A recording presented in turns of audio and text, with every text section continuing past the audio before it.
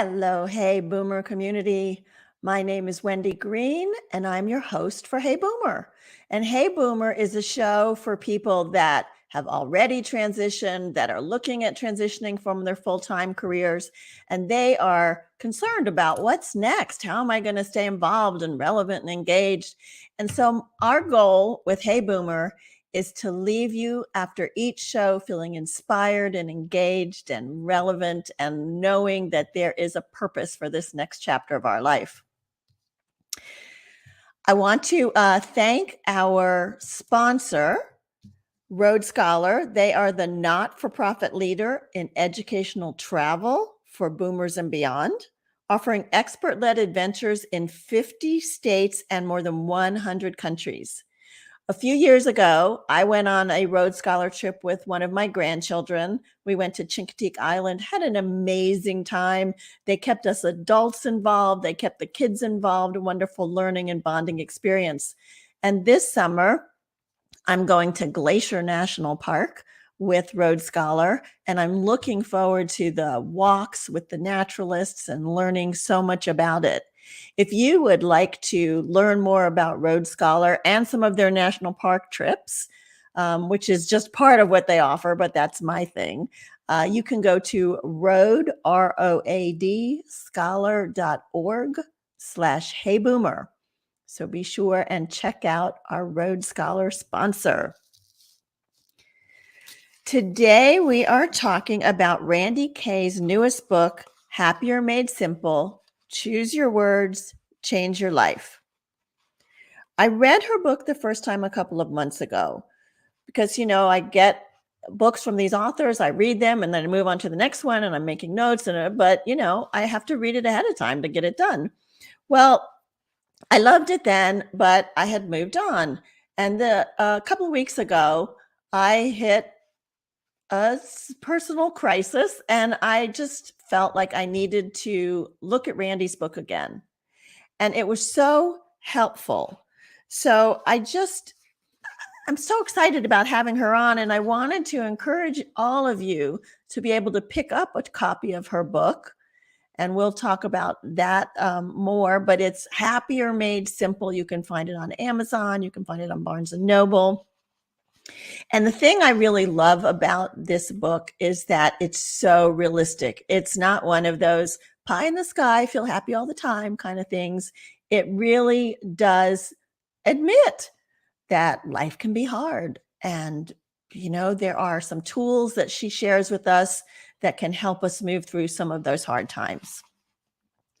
So Randye Kaye is focusing on reinvention rather than retirement. Go Randye. As they say, the possibilities are endless. She has two best-selling books, Happier Made Simple, which we'll talk about today, and Ben Behind His Voices. And those are tied into her work as a motivational speaker, a radio and podcast host.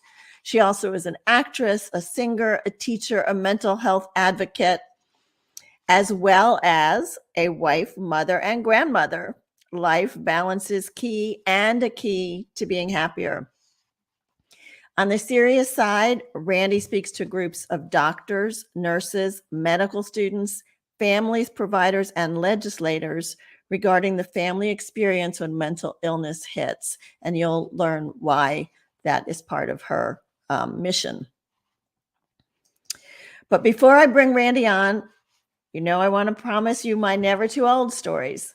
So first story, James Earl Carter Jr. You all remember him as the 39th president of the United States from 1977 to 1981.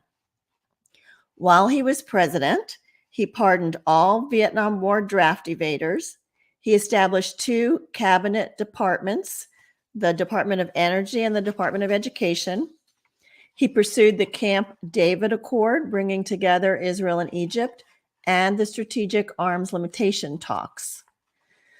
The final years of his presidency were marked by the Iran hostage crisis, the 1979 energy crisis, the 3 Mile Island nuclear reactor accident, the Nicaraguan Revolution, and the Soviet invasion of Afghanistan. It was tough times then. His post-presidential activities have been more favorable, though. He established the Carter Center in 1982 to promote and expand human rights. He has traveled extensively to conduct peace negotiations, monitor elections, and advance disease prevention and eradication in developing nations. Carter is a key figure in the charity Habitat for Humanity, and he received the Nobel Peace Prize in 2002 for his humanitarian work. At 97 years old, Jimmy Carter is both the oldest living and longest lived president, and he still is occasionally involved. Just this past week, he filed an amicus brief in the long-standing legal dispute over efforts to build a road through the remote refuge in Alaska. Still engaged. I'm so inspired by that. My second story is about the Pulitzer Prize, which is awarded for journalism for books, music, and drama. And the prizes were recently awarded. Established in 1917, the Pulitzer Prize, which is administered by New York's Columbia University, is the most coveted award for journalists across the world. The award is to honor exceptional achievements in journalism, be it in newspaper, magazine, online journalism, literature, and musical composition. The Pulitzer Prize is named after the Jewish Hungarian-born American newspaper publisher Joseph Pulitzer. In 1904, 7 years before his death, Pulitzer drew up a will that made provisions for the establishment and the endowment of the Pulitzer Prize. A whopping $2 million in 1904 was given to Columbia University in New York to establish a school of journalism and for the prizes. Some of the winners this year included the Washington Post, the staff of the Miami Herald, journalists from the Tampa Bay Times, Jennifer Senior of The Atlantic, and a special citation to the journalists of Ukraine. I selected the Pulitzer Prize as a never too old story because continuing learning is a foundation for the Hey Boomer community, for living an engaged, meaningful life. And I encourage you to take advantage of the myriad of articles and performances that are available to us today. And with that, I'm going to introduce you all to Randye. Hello. Hi, welcome to Hey Boomer. Thank you. I love your never too old stories. Aren't they so inspiring? Yeah, they're so inspiring. Can I share one too, quickie? Please. I just read about Rhea Perlman, who played Carla on Cheers, a big career. And she is appearing in something streaming. I don't know. But anyway, she had to play a magician. Oh. And rather than having sleight of hand be a hand close up with someone else, she had to learn magic at the age of 74. How and cool. I just read this in Parade magazine.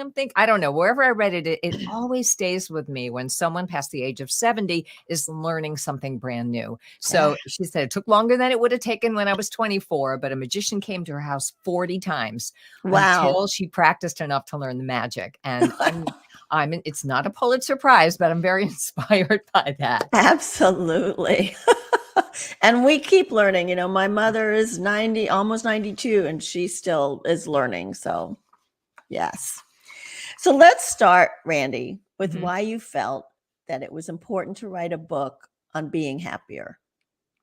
Okay. And by the way, I am so happy that you are finding the book even better the second time around, and especially that it's helping you through a tough time, because I wrote the book for two reasons. One is that my first book has to do with the development of schizophrenia in my son. He is still alive, and it's a game of chutes and ladders living with someone with schizophrenia, but he has had some success. There is always hope. We're having a tough week, I'm not going to lie, but he is still here. And I wrote a book about the family experience, and the subtitle is One Family's Journey from the Chaos of Schizophrenia to Hope. And that book came out 10 years ago, although I just released the audiobook sequel kind of as an updated version. It's coming out soon. But in speaking to all those doctors and nurses and families about that and about some other challenges I've had, people kept saying, God, but you have such a good energy. How do you stay so positive? I'm like, well, I just tell myself different stuff from what I used to tell myself. And they're like, well, what do you tell yourself? I've had, I bought happiness books and I put them on the shelf and I don't remember what they said, or I bought a happiness book and it was too complicated, or they tell me to meditate and I can't do that, or the bunch of things. And I just thought, I'm going to take everything I've learned and try to make it accessible and memorable and funny and real and realistic. And so I took things like mindfulness and acceptance and humor, which is probably the extra spice that a lot of happiness books don't have. And I made an acronym called BREATHE, and each stands for a concept, and each concept has a catchphrase. And that's why I wrote it. I wrote it for the people who never finish a happiness book. Yeah, and there's a ton of them. You're right. And that was one of the things I love about yours. It's not like, oh, you have to sit there and meditate. You have to be like practicing mindfulness all the time. It's very realistic. So let's tell the audience what the BREATHE acronym is, and we'll dive into each of them deeper, but give them the acronym first. I even had mugs made up with them on there. Woo, there they are. So I can read it right off the mug. And Happier Made Simple. The 7 core phrases are the 7 core concepts, which spell out breathe. And I know in an acronym, you're not supposed to have 2 letters the same, but it works for me. So B is for being. Other people call it mindfulness. And this is very, very spoken about and very much written about. The phrase that helps me remember mindfulness is just be here now. There are other phrases, that's mine. Be here now. I didn't make it up, but I probably say that to myself 20 times a day, and it helps center and ground me. R is for reality. This is something I use when I start to feel sorry for myself or worried about my son's condition or any other things that I wish were different but won't be different. And that phrase is, it is what it is. The E, the first E in breathe, is for engagement. We're all connected is the catchphrase, and something to remember. When the driver in front of you, the light turned green and he wouldn't go, or any of those times where we tend to divide to conquer, to remember that we're all connected. Otherwise, we wouldn't have run out of toilet paper during COVID, and to have respect and value for everyone and find common ground as the way to conflict resolution. And also in this days, the value of, I was watching the first 10 minutes of you and I'm like, I want to meet her in person one day and sit down and have a cup of tea or a glass we gotta of wine. do that. Yeah, for because sure. That connectivity is so important to our happiness. So E is for engagement. A is for appreciation, gratitude, if you will. And the phrase I use is, this is good. And there's a number of ways to use that. T is for trust. Trusting the big picture that we can't see. And the phrase I use there is, all will be well. This is what calms me when I can't sleep because I'm worried about this, that, or the other thing. H is kind of my special sauce for my acronym, and that's for humor. In all my work as an improv actor and a radio personality and stage actor and speaker, and single parent, the saving grace is humor. Finding the humor in a situation when you can makes life better, especially when you share a laugh. I'm not talking about laughing at people, but laughing with people. So that phrase is, isn't that interesting? Instead of that should be different. And the final E is for esteem. And that's where the trust turns inward to yourself and your own strength and bravery.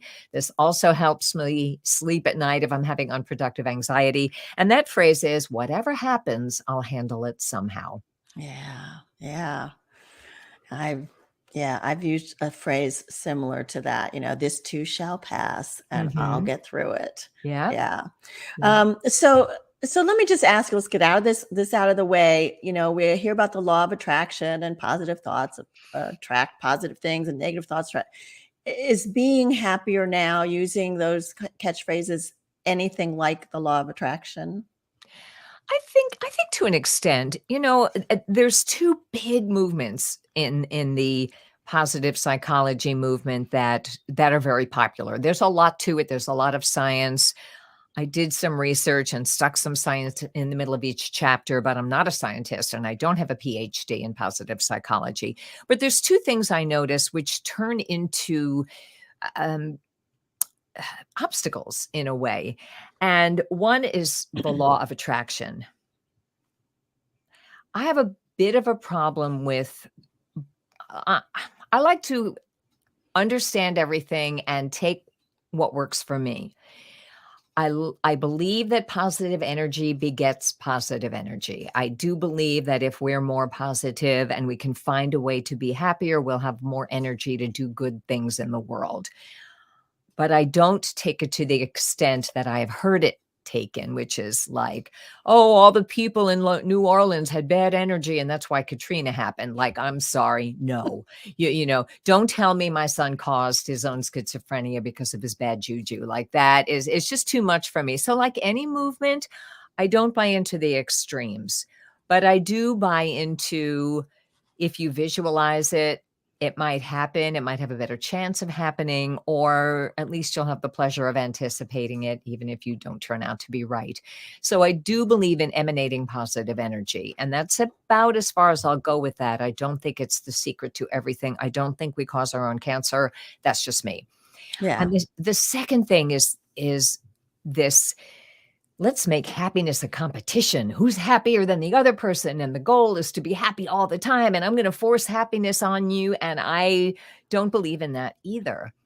I don't believe that we are here to learn to be happier.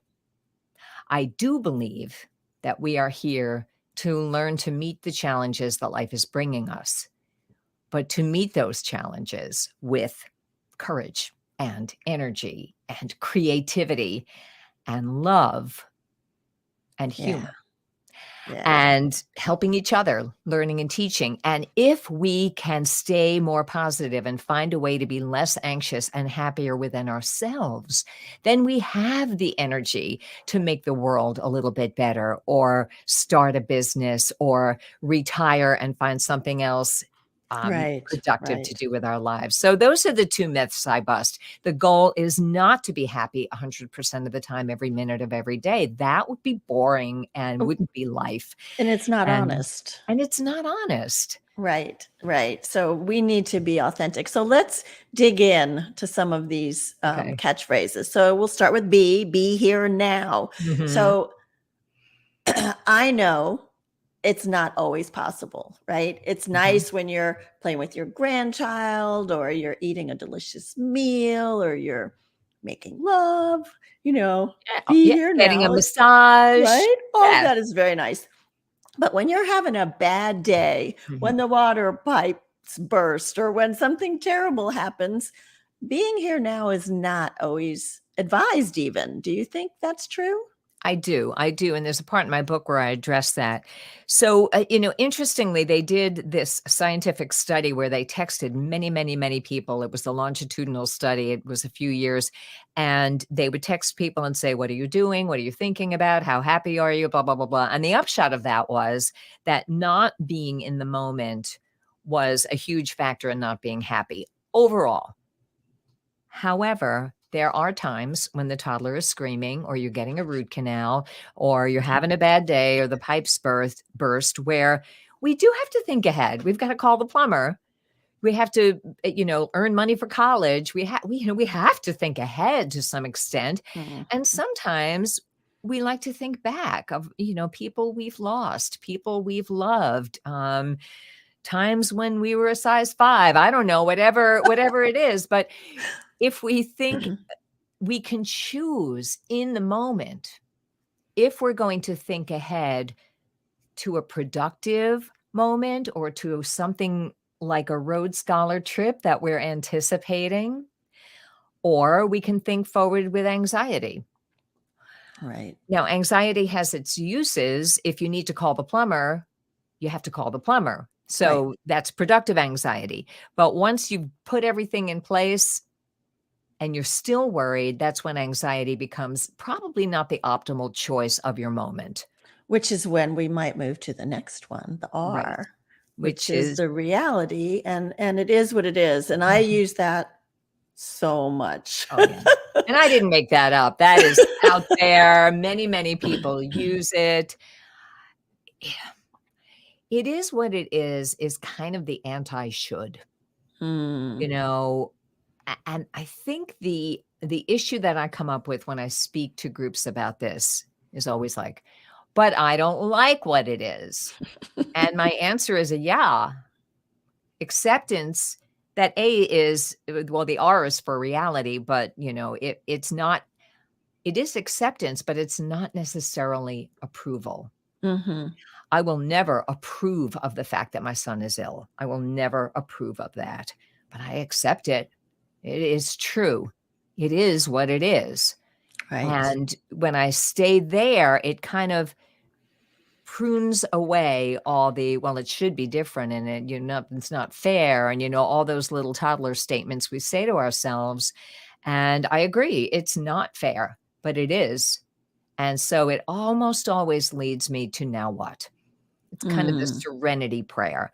So when we're busy fighting reality, unless there's a purpose to it, it often is counterproductive, or at least not productive.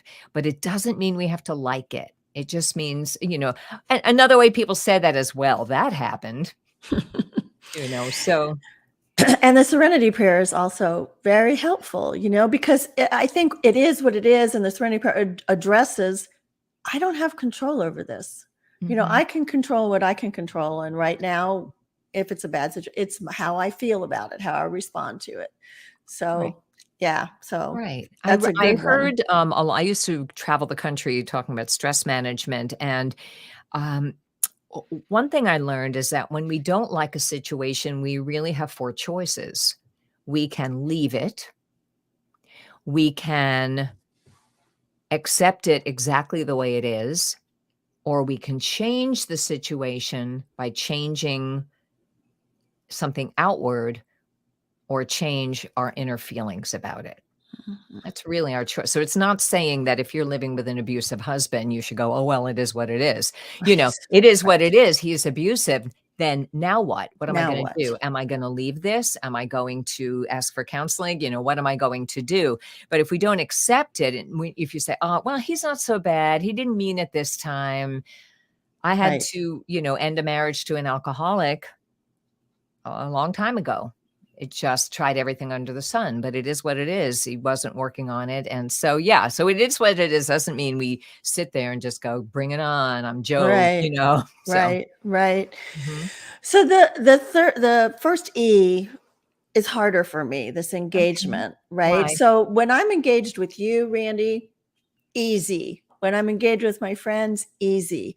But when I'm engaged with people who are on the politically opposite side of the spectrum from me, who seem to me angry and irrational, much, much harder. So talk to me about that. Agreed.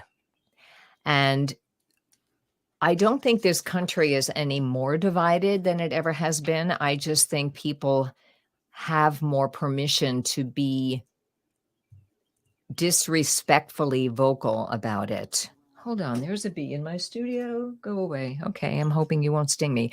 It is what it is. So go there in the corner, bee.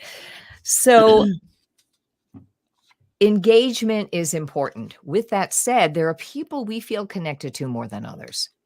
So it doesn't mean that everybody gets an equal share. You know, love, we obviously want to spend more time with people we love, but when you're in a situation and there's something not to love about someone and you need to work with them or live with them or share a plane seat with them, it helps to know your limits and set your boundaries, but it also helps to find some common ground. I have a brother who is politically the total opposite of me. Me too. Oh yeah. I have one that's you know, more feeling how I do, and the other one who doesn't. And I don't post politically on this social media because no one's changing anybody's minds, unfortunately. And it's just a soapbox. So um, I called him up once and said, "Can we talk about this? I would like to listen to you and understand why you feel the way you feel." And I just listened. And, there is an improv game where you listen, or a corporate communication game where you listen and you have to repeat back what they said before you get to say your thing. And you have to make sure you got it right. So I listened, and in a way, I understood how he could feel the way he felt. And then I explained how I felt. And he said, "I don't agree with you." And I said, "I don't agree with you, but, obviously I love you. How about we agree not to talk about this, and just to talk about how much we love each other's kids and stuff." And that's what we've done. Yeah. We found common Brilliant. ground. I always try to focus on, I say in the book, I think that family is what you embrace and who embraces you back. And there are members of your birth family who don't feel like family. And, we set our boundaries, but we can almost always find a little bit of love somewhere to be with them as much as we need to be with them if we're in a situation together. I Yeah. understand members of Congress, Republicans and Democrats, used to go out and have lunch together and, Exactly. and talk about things. And it wasn't all about power. And, we could go on a tangent here but We could anyway, go I on a think if we tangent. can find that little bit of common ground in conflict resolution, that is almost always the first place to start. Yeah. In other religions, we're all just trying to be good people.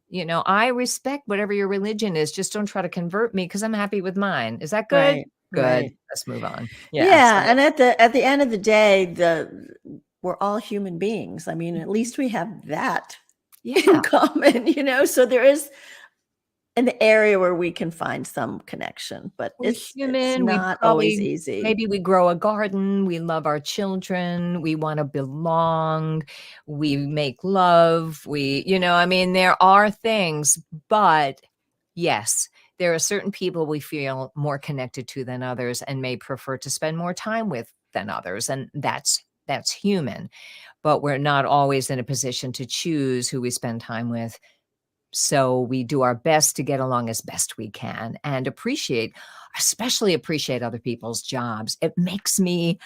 I hate that it makes me mad, but I feel angry when people go, "Oh, he's just a garbage man." I'm like, would you like your garbage person to quit? I mean, we need each other. We need I hate when people judge each other's vocations as not good enough. Even some of the goal-oriented literature out there, which is like, "Oh, quit that boring job and start your own business." It's like, wait a minute.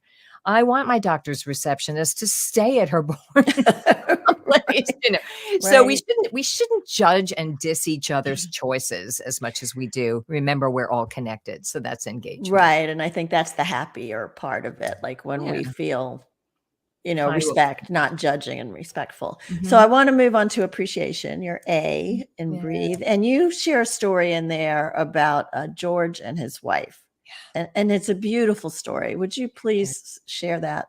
Absolutely. I am a radio on-air talent, and right now I'm working for an NPR affiliate in Connecticut. I fill in for people, but when I was a full-time radio personality on a morning show, I got a lot of opportunities to MC charitable functions. And one group I worked with 3 or 4 years in a row is the ALS Association, and they're not about the research, they're about care of the patients to make their lives as meaningful as possible until that horrible disease takes over. And there was one couple I met, and one year they'd been married ages and ages, had kids, and the wife had ALS. And I remember one year she was dancing, but she couldn't move her arms. So I guess she had top down ALS.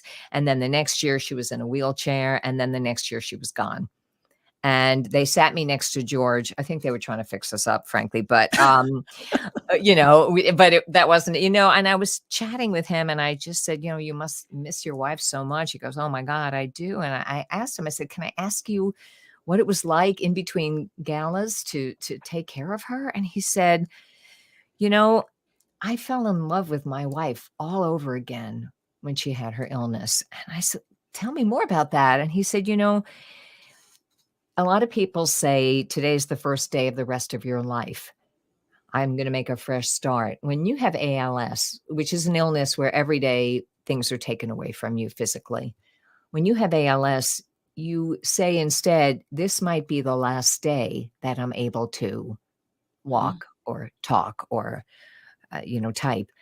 And what we learn to do is just appreciate every day because it might be the last day we have that joy. And he said that his wife's attitude rubbed off on him, and watching her squeeze every bit of happiness out of what she might lose tomorrow made him fall in love with her all over again. They never forgot to say, this is good right now. That's just And amazing. An yeah. amazing story. And Mm. what a great reminder. Whew. Yep. And part of that chapter also, Randy, is something that I used to do with my coaching clients. Mhm. And that is to write down at the end of the day 3 good things. Yeah. And, it's simple but powerful because, the first time I heard it, I thought, oh, okay, 3, well, I appreciate my children, I love my parents. I like, Yeah, you run out of those generalities after the second day, then you're like, "Well, now what? I already now said I what? like Now my what? health." Right? I know. So, so tell us more about that because I do like that. And I do try and remember to do that. This isn't in the book, but I'll share it. When I was a little girl, and I don't know what book it was, but you know how sometimes a scene in a book stays with you? And it was a story. All I remember is that this girl's grandfather said to her, at the end of the day, think of your mind as an attic, and you're going to go up in the attic and you're going to sweep out the things that you don't want to dwell on and that you don't want to remember. And you're going to look at some treasured memories and you're going to put them up on the shelf and dust them off so that you can visit them anytime you want. Oh, nice. Because there is scientifically proof that happiness rises when you anticipate something, when you have something to look forward to, and when you look back on happy memories. And life is what you highlight. You want to savor the best and then learn from the rest. That's a Randye Kaye quote from the book. But that, that's that attic. So with my kids at the end of the day, first of all, if someone's had a crummy day, you just say, well, I'm there's acceptance to that. Like I've had bad days and I just go, you know what? I'm just having one of those days. But that doesn't mean my life is terrible. It just means I'm having one of those days. And acceptance also means accepting your feelings as they are at the moment. At some point, it will help me at the end of the day to go, all right, there's gotta be something good. And there always is, the sunrise. Or I once spent a year with a paralyzed left leg, and every time I walk up the stairs unaided, that's a miracle to me. So that can always be a go-to for a good thing. But it does help to highlight. If you take a page of text and you highlight all the negative words, imagine what's going to happen to your brain. If you take that same page of text and you highlight all the positive words and you glance at it, your energy level is going to go up. It's just like kindness, witnessing kindness, being the receiver or the giver of kindness raises our energy levels. So, appreciation is noticing that this is good, doing 3 good things, or sometimes, I always start gratitude lists and never finish them. So, I keep them up for 2 days and then I'm like, oh, but sometimes just saying to another person, like I will say to one of my grandchildren, this is already one of my favorite moments of the day. I just love playing Barbies with you. And you see their face light up. It just cements it by mentioning it to another person. So it doesn't have to be a gratitude list, but it can be just 3 times a day going, this is good. Or even reframing something bad. Yeah. And it can be simple stuff, like I can crawl into my bed at night and go, oh, this feels so good. It's so nice and Yeah. cozy, Yep. I mean, oh, I love my warm shower. It doesn't, Yes. right? It doesn't have to be great, big, huge, giant things. It's just appreciating what is. Right. Yeah. And it is a wonderful way, even when you're feeling down, to kind of refocus a little bit. Mhm. Yeah. So thank you for putting that in there. And it was Welcome. a reminder for me too. So in your description about trust, you say all will be well, but Yeah. maybe not in the moment. Right. Mhm. And I appreciated that, Randye, because when you're in the middle of a crisis, I mean, a crisis like what you've dealt with your son, how do you even get to all will be well? It's not always easy. I know. And somebody, again, this is something I picked up along the way. The simplest secret to happiness, some people say, is lower your expectations and raise your gratitude. So all will be well to me. And in the chapter, I go into faith and higher powers and God, and we all have our own concepts. And for some people, I know people have had what to me is the ultimate tragedy, losing a child, and they found their comfort in Jesus. Now, Jesus is not someone is not in my religious wheelhouse, so to speak, but I totally saw how that trust helped them through this tragedy. Some people find trust and comfort in their community. So there's a lot of places to find trust. This is the kind of trust of trusting the other. And to me, the bigger picture that I don't know what it is. I don't know where my son's life will lead. It's certainly not what I dreamed of when he was a child. And by the way, I don't get to this acceptance overnight. It took a long time. But, he's having a sobriety relapse this week, which always wreaks havoc with his brain. And I let myself absorb the sorrow of that. And then I could move on to say, all right, it is what it is. I don't like it, but it is what it is. But you know what? There's only so much I can do, and all will be well, just maybe not the way I pictured it. Something's going to happen. He's either going to lose his housing and maybe hit bottom and get better, or he won't.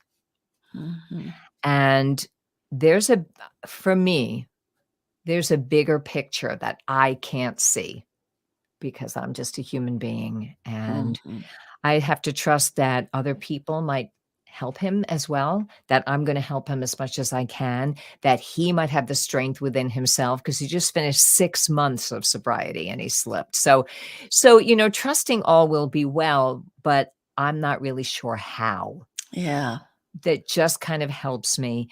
And it's also in a littler way, like each of these phrases can lead you to an action. And an action of trust might be as simple as letting your 3-year-old set the table. Like, so what if they put the forks on the wrong side? All will be well, Right. So it works, and it's not just all about God and this. It can be in little things. It can be the manager that delegate some things to other people and trust that they'll do the job well. So all will be well involves trusting other people, trusting some sort of higher power or plan that we don't know. And it comforts me, and I hope it comforts you. And it takes time for the results. It does take time. Yeah. And that's one of the kind of through lines in your book is that, happier goes up and down, and it's not a constant thing. And some things take more time than others. And we just have to trust at some point that it all will be well. Yeah. I mean, these are interchangeable and connected, so it's like, it is what it is and all will be well are kind of connected. So it's sort of like pick the one you need. Yeah. 7 phrases, and which one's working for you? Take that one. And you are the humor expert, right? So I personally get hooked into stuff, get very personally, emotionally charged up, and wow, to stop and go, well, isn't that interesting? When I'm ready to punch my brother in the face or something. Yes, that's the perfect use of that phrase. I want to punch my brother. Isn't that interesting? If I could get my grandkids to do that, but they're 6, 4.5, and 3.5. So we're working on it. Yeah, it's, and this is what I found. One of the other reasons I wrote the book is that, I love to learn. I'm not in search of, some guru on a mountain, but I love to learn. So I took Kabbalah classes and I studied positive psychology, and I went to happiness clubs, and I found, not overall, but a fair amount of the time, nobody was funny. Like nobody was smiling. Nobody was cracking jokes. I think the Dalai Lama, I've seen him giggle, but I grew up where humor helps you cope. And, when I was a morning radio personality, trauma aside, we're not talking about, you're not going to joke about your dog dying in the morning, but if your heel breaks on the way down the aisle in your wedding, I'm sorry, that's funny. Maybe not at the moment, but by tomorrow morning it would be funny. And so what I Right. learned to do was laugh sooner whenever I could. Yeah. And the key to humor is curiosity. Oh, Mm. isn't that interesting? And it even goes to having a sense of humor about yourself. Yeah. That I think I've shared with you when we've had previous conversations, that in between husband one, alcoholic, and husband two, nice guy I wouldn't have looked at in high school, was 16 years of things Randye had to learn. I call it relationship high school. And part of what I had to learn was treating myself with the same acceptance and humor that I like to treat other people with. And so I started to look at what I thought were failings and go, everyone likes to cook for their boyfriend, but I don't. Isn't that interesting? And then I went, isn't that adorable? That's just a little quirk about me. And that helped me accept myself with all my failings and help me be ready for a relationship. So humor, and I know we're running out of time. We're okay. I'm still going because I love this Okay. conversation. I want to be So, mindful of you. Be here now. Okay. oh yes, but let's cover the last one. Whatever happens, I'll handle it somehow, and that also goes back to the trust and that it is what it is. But it's one of those that takes more time. So, just kind of Yeah. blow that one up for us a little bit. So that is the final E for esteem. And this is where your trust turns inward. So when we have unproductive anxiety, which is you've already changed the batteries in the smoke alarms, you have an alarm system, you have a plan if there should be a fire, you've blown out the candles, you've done everything you can so your house won't burn down. And you still stay up at night worrying, what if the house burns down? That's unproductive anxiety because it's not going to lead you to any more actions that can prevent the problem. And we do this all the time. Oh, what if I blow the speech? What if I catch COVID? I mean, what if? And all we can do is prepare, do the work as best we can. But ultimately, we're on the top of that precipice going, it still could go wrong, but it could go right. I've prepared, I've done everything I can. I don't know what's going to happen.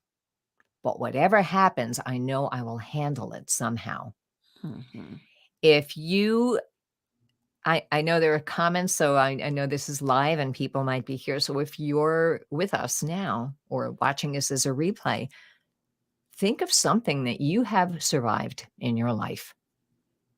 Something you didn't think you could if it happened. I bet you got a few, Wendy, right? I got a few. I got a few too. I mean, to me, it's like, I'm all, as long as my kids are healthy, I'm happy. Well, lo and behold, Right. right? So, as long as I have use of my arms and legs, I'll be happy. Well, for a year I didn't, and I was lucky, so lucky that the nerve grew back and I can use the leg again. So if you think of things you thought you couldn't survive and you're still here to tell the tale, then you're stronger than you think and you're braver than you think and you handle stuff. Yeah. And whatever happens, you'll handle it. You'll handle it somehow. That's it. Yeah. And that helps me because it gets me away from, oh, that won't happen. That won't happen. Yes, it will. No, it won't. I'm like, I don't know. It might rain tomorrow. It might not. I might forget the lyrics of the song and I might not. I'm going to go over them again. But I know this, if I do forget my lyrics, I'm going to think of something on the spot. And that has happened to me. I don't know what I said, but I didn't stay on the stage forever going, "Ooh, boo, boo, boo, boo, I forgot my lyrics." Yeah. And like we both were single moms at one point, Right. and I remember when I went back to school and I was like, how am I going to feed my kids? It's peanut butter and jelly every night or ramen noodles, and I would lie in bed thinking, how am I going to pay the electric bill? What if they turn off the power? It's cold. And I would be like, no, I got this. I got this. I will figure this out somehow. And Yeah. so I think, Yeah. when you trust yourself too, Yes. and are willing to ask for help sometimes, Right. all of that plays in together. What a great book, Randye. I wish we could Thank talk for you. another hour, but we do have to wrap up. So give me 2 or 3 takeaways for the Hey Boomer audience that's trying to live their best life in this next chapter. Okay. Takeaway number one, It's not a competition. You're not supposed to be happy every single hour, every single second of the day. But if you can be happier and find ways to get lost in pleasure instead of lost in anxiety, you will have more energy to revitalize, reach your goals, teach people, learn from people. Remember, we're here to learn to meet the challenges with love and humor and courage and creativity, and finding ways to tell yourself the right thing will help you stay happier. The other takeaway is, are we our stories, or are we the way we reacted to our stories? In your Mm. story, are you the victim or the victor? Are you a sad sack, or are you strong? It's all in the way you tell your story. I can tell the story about my leg, how lucky I am that I can walk again, or I could tell you how sad I am that I can't run again.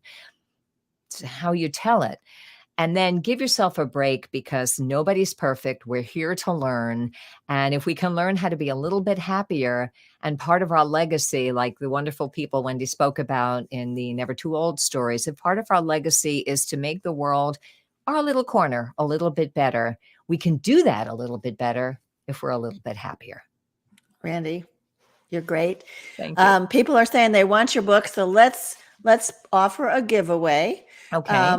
So if you would like to get a copy of Randye's book as a gift from Randye, here's what you need to do. You need to invite people to subscribe to Hey Boomer. So go to the website. Let me show you, heyboomer.biz. Go to the website, subscribe, and get your friends to subscribe to the email, because that's one of the ways that we help to grow the show and grow the audience. Once we reach Friday, I will look to see who has subscribed and how many, and then we'll pick a winner. Okay. So thank And that you, can be a Randye. paperback or an ebook. You can decide. Okay. So, Perfect. Thank you. Thank you so much. Let me show people how to find you. So you can go to Randye's website at Randye, RandyeKaye.com. And she also has a website for this book, happiermadesimple.com. And I'm sure you can get a copy of the book through Randye directly from that, rather well, than actually, it through just Amazon. leads you to Amazon. It just leads you to the links. It's available as an audiobook as well. That is the booth back there. I'm an audiobook narrator as well. So you can get the audiobook, the ebook, or the paperback. And if you like it, I would love it if you said so on Amazon. But I just Absolutely. wish you happiness, or more happiness. Thank you. Thank you. So next week is going to wrap up our month of talking about health and healthy living. And my guest for next week is Bernadette Wagner from Primetime for Women. Bernadette started researching aging healthfully and recognized the importance of social connections on physical and emotional well-being, right? Mhm. Bernadette says, you are in your prime if you see the second half of life as time to explore new possibilities, discover new passions, and express who you are at your core. Doesn't that sound like what we talk about on Hey Boomer? I love it. I know. And she's dynamite. So that'll be a fun show. If you want to support the work that we are doing here at Hey Boomer, here's a couple of ways you can do it. Subscribe to the email list, invite your friends to subscribe to the email list, subscribe to the podcast on Apple Podcast or Wherever you get Stitcher your or podcast, Spotify, Google. right? And review it and leave a comment. Let people know. Support our sponsor, roadscholar.org/heyboomer. Go to their site, look at some of their trips. You'll definitely get your appetite whet if you do that. And share the show with your friends. Let them know they can watch the recording. They can listen on podcast. All of that will be helpful to Hey Boomer. So thank you for joining today. I know your time is valuable, and I so appreciate that you chose to spend it with us. And remember that I want you to live with passion, live with relevance, and live with courage. And we are never too old to set another goal or dream a new dream. My name is Wendy Green, and this has been